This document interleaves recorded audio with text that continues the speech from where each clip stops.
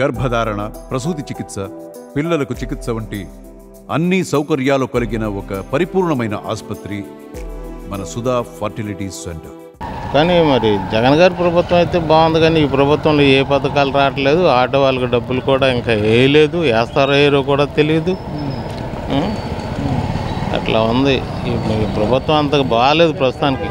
ఇవాళ వదిలేసి నా వల్ల కాదని ప్రభుత్వం జగన్మోహన్ రావు అప్పచెప్పితే ఈయన చెప్పిన హామీలు కూడా ఆయన నెరవేర్చగల దమ్ము జగన్మోహన్ రావులో ఉంది. అసలు ఇవ్వాల్సిన పథకాలే ఆయన ఇవ్వట్లేదు ఇప్పటి వరకు. మరి అంతా ఖజానా లేదు అనే మాట అంటున్నారు. అది ఎంతవరకు నిజం అనేది పాలకులకే తెలియాలి. అయితే జగన్మోహన్ రెడ్డి గారు కూడా చెప్పడం జరుగుతుంది, అదే మా ప్రభుత్వం అధికారంలోకి వచ్చినట్టయితే మేము పిల్లలకి అమ్మఒడి వేసేవాళ్ళమే ఈ పాటికని చెప్తున్నారు. వీళ్ళు తల్లికి వందనం అన్నారు, ఇంతవరకు నెరవేర్చలేదు అని చెప్పేసి కూడా మాట్లాడుతున్నారు. జగన్మోహన్ రావు గారు పథకాలు నెంబర్ 1గా చేశారు. ఆయన తప్పు లేదు, కానీ వచ్చిన ప్రభుత్వం మాత్రం అసలు ఏది చేయట్లేదు. మరి ఇది ఎంతవరకు కరెక్టో అసలు ప్రజలే తెలుసుకోవాలి ఈ నిర్ణయం. అయితే వాళ్ళేమంటున్నారు, వచ్చిన అమ్మట్లోనే అన్ని పథకాలు అమలు చేయడం జగన్మోహన్ రెడ్డి కూడా అమలు చేయలేదు కదా అని చెప్పేసి మాట్లాడుతున్నారు కదా. అదే విధంగా చూసుకుంటే కనుక టీడీపీ వాళ్ళు ఏమంటున్నారంటే, మేము వచ్చిన వెంటనే పెన్షన్ అమలు చేసాము, అన్నా క్యాంటీన్లు పెట్టామని చెప్పేసి కూడా మాట్లాడుతున్నారు. ఎక్కడ పెట్టారు? ఎక్కడో 100 కోట్లు పెడితే సరిపోందా? ఎక్కడ పెట్టారు? విజయవాడ నుంచి జంక్షన్ వరకు ఈ మధ్యలో ఎక్కడ ఉంది అన్నా క్యాంటీను? ఏదో పెట్టామని పేరుకి ఏదో మూలన ఒకటి పెట్టారేమో, అది కరెక్ట్ కాదుగా. అన్ని చోట్ల పెట్టాలి పెట్టేవాళ్ళు. అన్నా క్యాంటీన్ ఎవరితో పెట్టారు? ప్రభుత్వం పెడతలా, దాతలు ఇచ్చిన దాంట్లో పెడుతున్నారు. దాతలు ఇస్తున్నారు, కోటి రూపాయలు ఒక్కొక్కరు ఇస్తున్నారు, వాటితో పెడుతున్నాడు. ప్రభుత్వం ఖజానాతో పెడితే అది లెక్క వస్తుంది, అన్ని చోట్ల పెడతారు. ఇవ్వట్లేదుగా వీళ్ళు, అసలు పథకాలు ఏది ఇవ్వట్లేదుగా. అసలు ఇస్తారో వరకు తెలియదు, అలా జరుగుతుంది. హాయ్ సార్, 5 రూపాయలకే మేము నాణ్యమైన భోజనం పెడతాం అంటున్నారు కదా. ఎవరికి పెడుతున్నాడండి 5 రూపాయలు భోజనాలు? అన్నీ ఒట్టి మాటలు. ఎక్కడన్నా ఒక చోట పెడుతున్నారు, కానీ అన్ని చోట్ల లేదుగా. మరి సిటీ ఉంది, సిటీలో ఎన్నిసార్లు పెట్టారు? 1-2 తప్ప ఎక్కడా లేదు. అట్లా ఉంది ఆయన పరిపాలన. నచ్చలేదు, బాగాలేదు, ప్రజలకు మేలు జరగట్లేదు. అదే ఆగస్టు నెలలో జగన్మోహన్ రెడ్డి గారు ఉంటే ఆగస్టు నెలలో ఈ పాటికి వాహన మిత్ర పడిపోయేది. మరి ఆగస్టు నెల అయిపోతుంది, ఆ ఊసే లేదు ఈయనకి.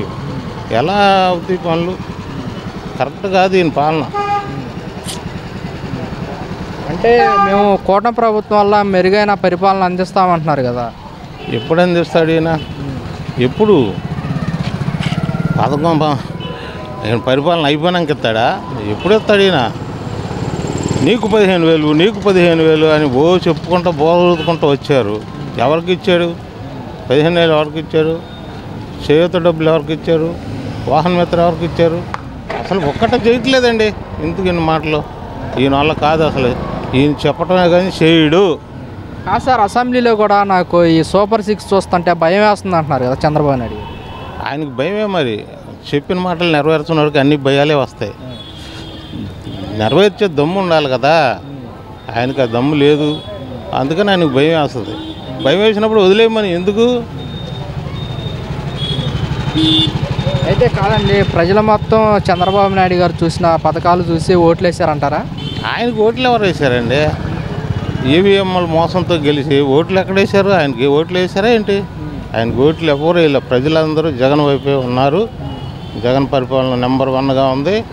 మళ్ళీ ఆయనే కావాలని కోరుకుంటున్నారు. ఈయన బూటం మాటలు ఎవరు నమ్మరు. ఇవన్నీ అనవసరమైన మాటలు.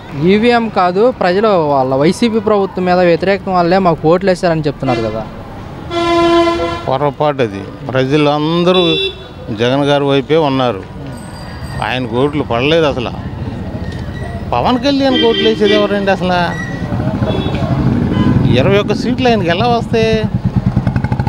ఇంతకుముందు ఎప్పుడూ లేదు, ఇప్పుడు ఎలా ఉంటుంది? అన్ని చోట్ల ఎంత మెజార్టీ ఎక్కడ వస్తుంది? ఇవన్నీ పెద్ద స్కామ్ జరిగిందండి బాబు. ప్రతి వాడికి తెలుసు, రాజకీయం తెలియని వాళ్ళకి కూడా తెలుసు ఈ విషయం. దాని గురించి మనం చర్చించుకోవడం అనవసరం. దాని గురించి కోర్టులో వేసిన కేసులు నడుస్తున్నాయి. అది త్వరగా బయటకు వస్తుంది.